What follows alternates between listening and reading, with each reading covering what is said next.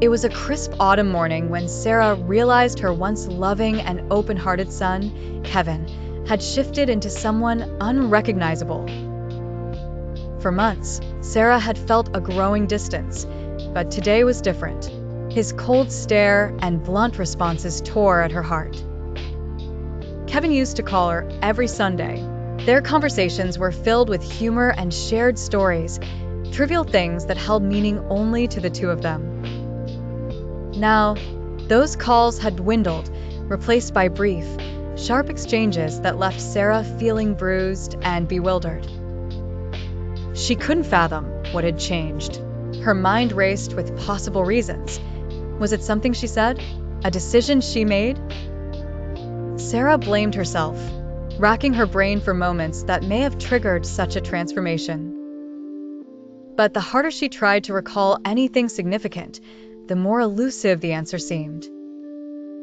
Throughout history, Sarah discovered that changes like Kevin's weren't uncommon in families. Many parents experienced similar anguish as their adult children morphed away under some unnamed influence. It was a silent epidemic, a drastic shift in personalities that left families fragmented. Then, Sarah stumbled upon something that seemed to unravel the mystery behind Kevin's demeanor. While browsing online, she read about narcissistic personalities. Narcissists often manipulate their relationships, warping perceptions and isolating those under their influence. They plant seeds of doubt and foster a dependency that can alter loyalties and reshape identities, not only of those directly entangled with them, but also affecting secondary relationships like family ties. Sarah began to investigate further, connecting dots that weren't visible before. Kevin had recently mentioned a new friend, Oliver.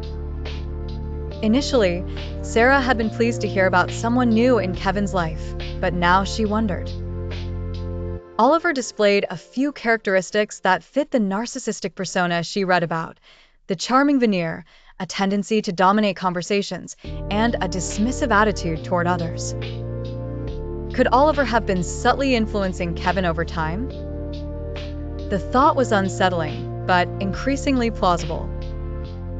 It wasn't that Sarah had done anything wrong, it was that someone else had gotten to Kevin. Determined to mend their bond, Sarah decided to approach Kevin not with accusations, but with patience and understanding. She realized that confronting him about his friend would likely provoke more defensiveness. Instead, she planned to express her unwavering love and concern, creating space for Kevin to reflect on his behavior.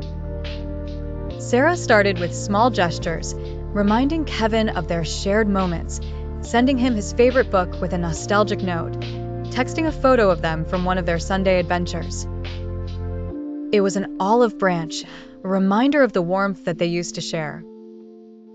Weeks turned into months, and gradually, Kevin began to thaw. The changes were subtle at first: little smiles, a casual joke, calls that grew longer. Through patience and persistence, Sarah was rebuilding the bridge she feared was gone forever. One evening, as the leaves rustled under a crisp wind, Kevin finally opened up. He admitted feeling lost and pressured in his new friendship, recognizing how it had started to impact his relationship with his mom. It wasn't easy, but he realized he needed to reevaluate his priorities.